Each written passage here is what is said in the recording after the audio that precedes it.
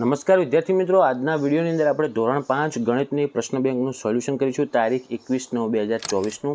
તો મિત્રો પ્લીઝ વિડીયોને અંત સુધી જરૂરથી જોજો। અગાઉ ઓલરેડી આપણે એક અંકસોટીના આવા યુઝફુલ વિડીયો બનાવેલા છે, તો ચેનલને સબસ્ક્રાઈબ કરી દેજો, બેલ આઇકન દબાવજો, જેથી આવા યુઝફુલ વિડીયો તમને સૌથી પહેલાં મળતા રહે। ધોરણ 5ના તમારા જે બીજા મિત્રો છે એમના સુધી પણ આ વિડીયોને શેર કરજો। તમારે કેટલા માર્ક્સ આવે છે કોમેન્ટ પણ કરજો। ઓકે મિત્રો, જો પહેલો પ્રશ્ન આપેલો છે એમાં તમારે ચોક્કસ ભાગ લખવાનો છે, મતલબ કે ત્રીજા, ચોથા, 8મા, 16મા ભાગને તમારે દર્શાવવાનું છે। તો પહેલો જ પ્રશ્ન તમને આપેલો છે કે 2 પંચમાંશને કઈ આકૃતિ દ્વારા દર્શાવી શકાય। તો મતલબ ટોટલ 5 ભાગ છે અને એમાંથી તમારે 2 ભાગ આચ્છાદિત હોવા જોઈએ। તો તમને કઈ આકૃતિ લાગે છે? જોઈ શકો છો તમે બીજા નંબરની આકૃતિ। ઓકે, કારણ કે જો પહેલા નંબરની આકૃતિમાં 5 ભાગ તો આપેલા છે પણ એક જ રંગ કરેલો છે, તો બીજા નંબરનો જવાબ થશે। પછી આપણને પ્રશ્ન બીજા નંબરનો આપેલો છે કે આપેલી આકૃતિમાં આચ્છાદિત ભાગ કયો અપૂર્ણાંક દર્શાવે છે? આચ્છાદિત ભાગ, ઓકે, જે રંગેલો ભાગ છે, ખાલી ભાગ રહ્યો નહીં વાત। તો રંગેલા ટોટલ જુઓ, પહેલાં ભાગ કેટલા છે ત્રિકોણની અંદર? 4। ઓકે, 4 ત્રિકોણ છે, એમાંથી 3 ભાગ રંગેલા છે, તો 3/4 એટલે બીજા નંબરનો જવાબ થશે। ત્રીજો પ્રશ્ન જુઓ કે આપેલી આકૃતિમાં આચ્છાદિત ભાગ કયો અપૂર્ણાંક દર્શાવે છે? તો ટોટલ ભાગ ગણી નાખો પહેલાં વર્તુળના। તો એક આચ્છાદિતનો 1, 2 અને 3, ટોટલ 3 ભાગ છે। 3માંથી 1 રંગેલો, તો 1/3 જવાબ થાય, એટલે કે ચોથો જવાબ આવશે। પછી પ્રશ્ન આપેલો છે 3 પંચમાંશને કઈ આકૃતિ દ્વારા દર્શાવી શકાય? ટોટલ 5 ભાગવાળી આકૃતિ જુઓ તો બીજા નંબરની, અને એમાંથી 3 રંગ રંગેલા છે 3 ભાગને, તો 3 પંચમાંશમાં બીજો જવાબ આવશે। 5મો પ્રશ્ન જુઓ, આપેલી આકૃતિનો કેટલામાં ભાગ કાળો રંગ પૂરેલો છે?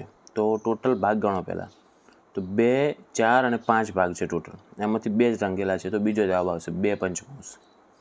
6થો પ્રશ્ન 3 અષ્ટમાંશને કઈ આકૃતિ દ્વારા દર્શાવી શકાય? ટોટલ 8 ભાગ જોઈએ પહેલાં તો જો પહેલામાં, બીજામાં, એમાં બધામાં 8 ભાગ છે, પણ રંગેલા 3 ભાગ ખાલી પહેલામાં જ છે, પહેલો, બીજો અને ત્રીજો, તો શું જવાબ થશે એનો?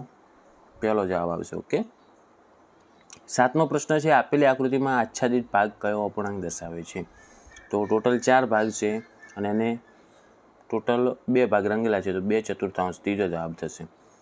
પછી આપેલી આકૃતિમાં જુઓ ટોટલ ભાગ કેટલા છે પહેલાં ગણો, 6 ભાગ છે અને 1 ભાગ રંગેલો, 5 ભાગ રંગેલા, તો 5 અષ્ટમાંશ આવશે। 9મો પ્રશ્ન 3 સોળાંશને કઈ આકૃતિ દ્વારા દર્શાવી શકાય? તો ટોટલ 16 ભાગ રંગેલા હોવા જોઈએ પહેલાં તો, 16 ભાગ પહેલાં, બીજામાં, ત્રીજામાં, ચોથામાં, બધામાં 16 જ છે, અને આપણને કીધું શું કે 3 સોળાંશ, તો એમાંથી 3 જ રંગેલા હોવા જોઈએ, તો ત્રીજા નંબરનો જવાબ આવશે એનો। ઓકે, હવે 10મો પ્રશ્ન જુઓ મિત્રો, વિડીયોને બિલકુલ સ્કીપ ના કરતા આગળ જોતા રહેજો, આપણે તમને પૂર્ણ સોલ્યુશન કરાવીશું। 10મો પ્રશ્ન છે એમાં તમારે આચ્છાદિત ભાગ કયો અપૂર્ણાંક દર્શાવે છે? તો ટોટલ પહેલાં બોક્સ કરી નાખો, 9 છે ને એમાંથી 4 રંગેલા છે, તો 4/9 આવે, ચોથો જવાબ આવશે। હવે તમારે સૂચના મુજબ કરવાનું છે, મતલબ કે નાના ખાનાનો એક વખત ઉપયોગ કર્યા પછી ફરી ઉપયોગ કરવાનો નહીં। તો પહેલું કહે છે કે આકૃતિમાં 2/9 ભાગમાં ટપકા કરો, તો ટોટલ 9 ભાગ છે, તમે ગમે તે બોક્સમાંથી 2 બોક્સ રંગી શકશો। ઓકે, એવી રીતનો વિભાગ 2 છે, તો તમારે અલગ અલગ આપેલ છે, જુઓ પાછું એકના એક પ્રશ્નમાં 3 પ્રશ્ન આપેલા છે કે 1/9 ભાગમાં લીટી કરો, 1/9 ભાગમાં લીટી, તો ખાલી લીટી એક જ બોક્સમાં કરવાનો, પેલા ટપકા કીધા એ 2 બોક્સમાં કરવાના, અને ત્રીજા પ્રશ્નમાં કીધું કે 3/9 ભાગમાં આચ્છાદિત કાટું કરવાનું, કો તો આછું કરો, કો તો કાટું કરવાનું, રંગ પૂરવાનો છે આખા બોક્સમાં। તો તમારે ત્રીજામાં 3 બોક્સ પૂરી નાખવાના કોઈ બી।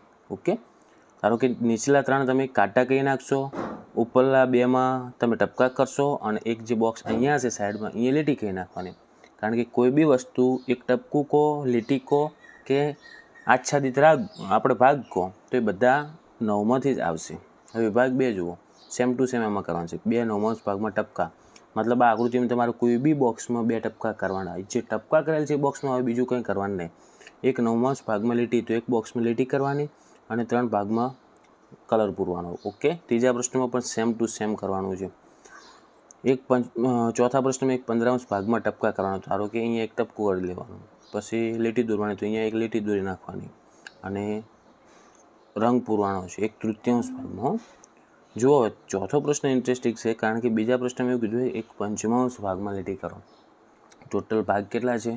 15 છે, તો 15માંથી આપણે કેટલા રંગ પૂરવા પડશે? 1/5 શોધવા જોઈએ તો 3 બોક્સ પૂરવાના। ઓકે, પોચ બોક્સ પૂરવાના, 5 તરી 15 થાય ને, તો ઉપરલા પોચે બોક્સમાં તમે શું કરશો? લીટી કરશો. ત્રીજો પ્રશ્ન, આકૃતિમાં 1/3 ભાગમાં આચ્છાદિત કાટું કરવાનું, મતલબ પોચમાં આપણે આછું કાટું કરી નાખવાનું. 5મો પ્રશ્ન જુઓ, આકૃતિમાં ટપકા કરવાના 1/16, તો 1 ટપકું કરી દેજો. પછી 3/8 ભાગમાં લીટી દોરવાની. ટોટલ બોક્સ ગણો પહેલાં કેટલા છે? 20 બોક્સ છે, તો એમાંથી આપણે 3/8 ભાગમાં લીટી કરવાની છે. ઓકે, તો આ રીતનું કરી દેવાનું છે. હવે જો આગળ પ્રશ્ન બીજો આપેલો છે, ખાલી જગ્યા પૂરવાની છે કે 1/4 તો બરાબર હોય, અહીંયા 8 આપેલા છે, તો તમારે અહીંયા જોવાનું 4 હતા, અહીંયા એના 8 કર્યા, મતલબ 4 દુ 8 કર્યા, તો ઉપરની સંખ્યાને પણ 2 વડે ગુણી નાખવાની. તો 1 દુ કેટલા થાય? 2, તો અહીંયા 2 આવશે બોક્સમાં.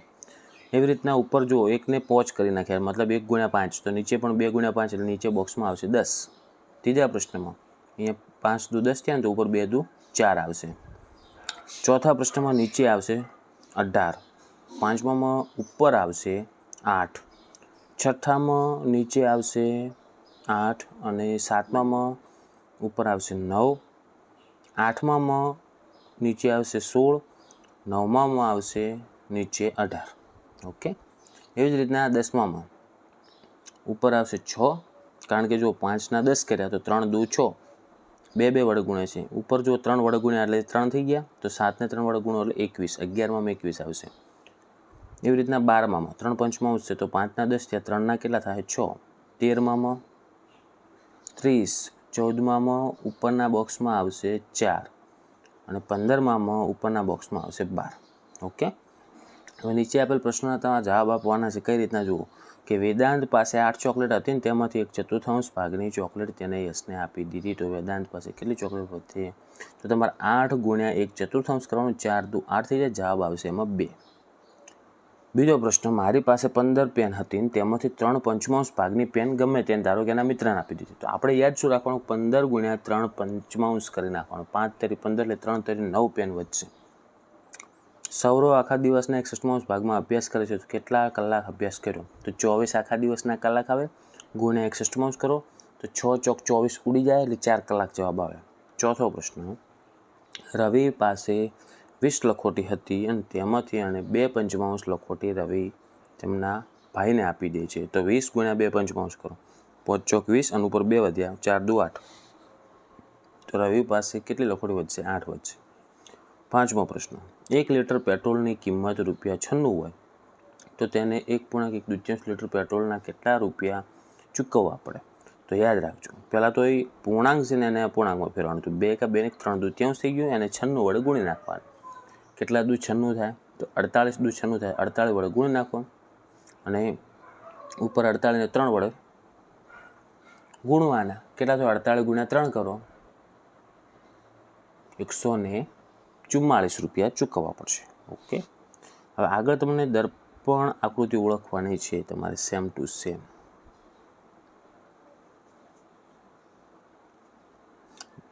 તમારે નીચે જે ચિત્ર આપેલા છે એના ઉપર તૂટક રેખા દોરવાની કે દર્પણ મૂકવાથી પૂરી ચિત્ર બને, તો એ તમારે તૂટક રેખા દોરવી પડશે. ઓકે, તો મિત્રો આજના વિડીયો માટે આપણે આટલું જ રાખીશું. આશા રાખું છું મિત્રો વિડીયો તમને ખૂબ જ યુઝફુલ થયો છે, તો પ્લીઝ વિડીયોને લાઇક કરજો, ચેનલને સબસ્ક્રાઈબ કરવાનું ભૂલી ગયા તો સબસ્ક્રાઈબ કરી દેજો, 3-5ના તમારા બીજા મિત્રોને શેર કરજો. ઓકે, અને કેટલા માર્ક્સ આવે છે એ પણ તમે કોમેન્ટમાં કરજો. હવે મળીશું આપણે નેક્સ્ટ વિડીયોમાં. Thank you so much for watching my videos. Thank you so much.